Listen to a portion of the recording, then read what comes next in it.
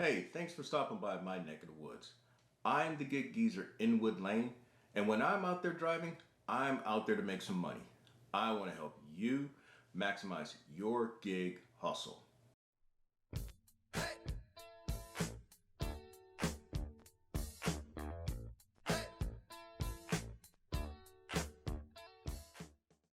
Well, the Gig Geezer had a very interesting week for the week ending on October 10th. Starting out back on Monday, October 4th, I found out that my GrubHub account had been placed on pause for reasons that I did not know. Um, I recalled that my account was logging out just randomly, and that isn't a good thing with GrubHub when your account starts logging out. At least that's been my experience. It actually did that twice, and then the third time, when I was logging back in for the evening hustle, it went to a default page, or a page where basically as if you're wanting to sign up with GrubHub, and I knew that was trouble. And I contacted support. Nobody didn't know anything. I waited a day or so, looking to log back in, thinking that was an aberration, and it wasn't. So I called back Wednesday the 6th, and I was informed at that time that, didn't you get the email? I'm like, what email? Well, there's an email saying that your account was placed on pause due to some suspicious activity. Well, the suspicious activity supposedly is because I canceled too many orders after accepting. Now, I've heard that before by some people posting videos on their channels, but I didn't think much of it because I try to be judicious. Even though I have a very low acceptance rate, I try to be judicious. I try to be wise. I try to be smart with what I do when I deal with the gray area of any app that I work. I filled out the form requesting that I be reactivated because it was temporary. It's been placed on pause. It's not that it's been deactivated, but placed on pause, meaning a temporary suspension. Now, the last time I was placed on temporary suspension, you would not believe what had happened. This was in July.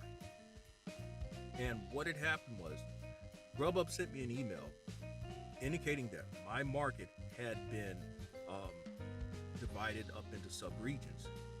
And it began that particular week. Well, also that particular week, I moved from the sub-region that they had assigned me to the other sub-region. And so when I contacted GrubHub about it, well, my account was placed on pause, and initially I was told that it was because of fraudulent activity or too many canceled orders. And I'm like, I don't know what you're talking about. I haven't had orders canceled by customers lately. And well, that went on for about 3 or 4 days. And then eventually I had access to the account. No emails, nothing. So, but even as of this recording, my GrubHub account is still on hold. So, interesting. Then there was Instacart. Well, Instacart, I had actually my second best week of the year in terms of Instacart dollars earned. At the same time, I also had an interesting experience. At the end of the week on Friday the 8th, I accepted an order at a Sam's, went in and completed the order, paid for it, and was on my way to dropping off the order when I got a notification that the order had been removed. Never had that happen before. Order being removed while delivering it. Well, I contacted support because the only way you can contact support is by the messaging portal of the app. And that person was of no help, none whatsoever. But I knew that I was out of $14 and change at a minimum with that order. I'm thinking that order would have paid $15. But later that day, I didn't see any change in things. Where the guy initially said that he would make sure that I got compensated for the order because I showed him proof, the receipts, a copy of the actual receipts of the order. So I contacted support again and spoke with another person. Well, I chatted with another person, and this guy he actually did me up. Um, he made it so where I got paid flat out $20, which is cool. But I also found out that my account had been placed on pause about the same time that I had completed that Sam's order because of they detected some suspicious activity. Well, as I found out, there is someone or someone's been trying to gain unauthorized or illegal access into my Instacart account.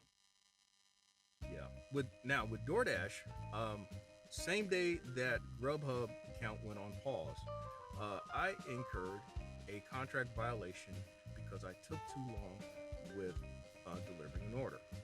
Now, what had happened was I attempted to stack a DoorDash and an Instacart order at the same time, and I arrived at the DoorDash customer's place at 16 minutes beyond the estimated arrival time. You have a window of 9 minutes and 59 seconds before you incur a contract violation. Well, the previous one that I had, I'd been probably no more than 30 seconds late, and I incurred a contract violation. So I said exactly on that particular,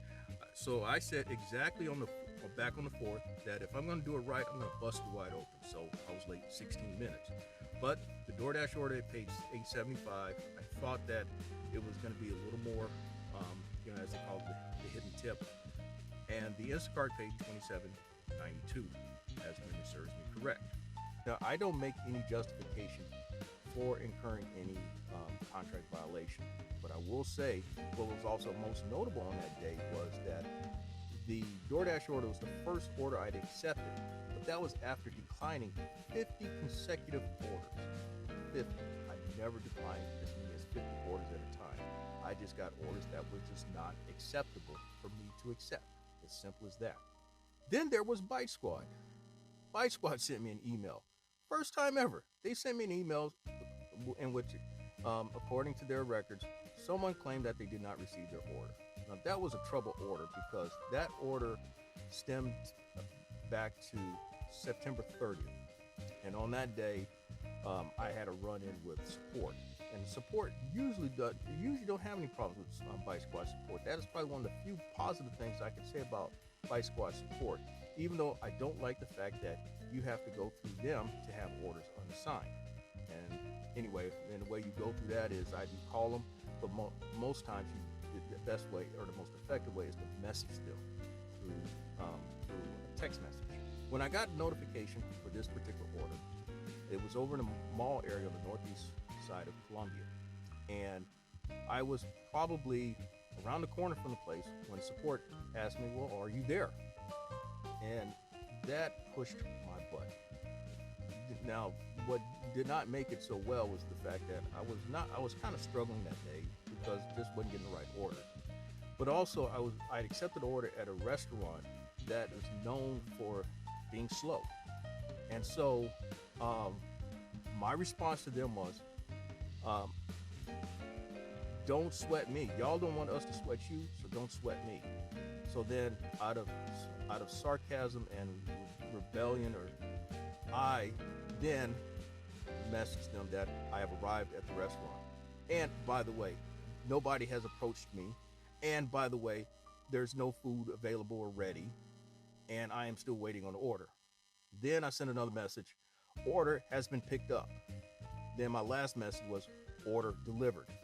Well, about an hour later, I got a phone call from Minnesota, and it was someone from DoorDash support asking me about this order. And I told her, just as I've described so far, that I had notified support that I picked up the order and delivered it. And that was pretty much the end of the conversation. Then I get this email. And so I responded rather lengthily what had transpired. Then I sent screenshots of my interaction with support and also proof that I had a phone conversation with someone from BiteSquad. I've not heard anything since though. Well, sounds like I had a lot of drama, a lot of side drama, but I'm not going to say I had a lot of side drama. But I will say the fact that I operated for the most part of last week at 80% of app capacity, meaning that out of my 5 main apps, I was down one because of being paused by GrubHub. And then on Friday, for Friday evening and then first half of Saturday, I was down to 60%.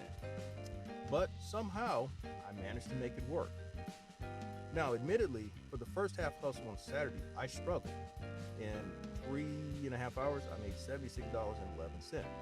But when I had access to Instacart, I did better, much better. So at 80%, I finished the day at $219.60. Yeah, so I made $219.60 for all of Saturday, and that meant I did $140 plus in 3.75 hours, 3.75 hours.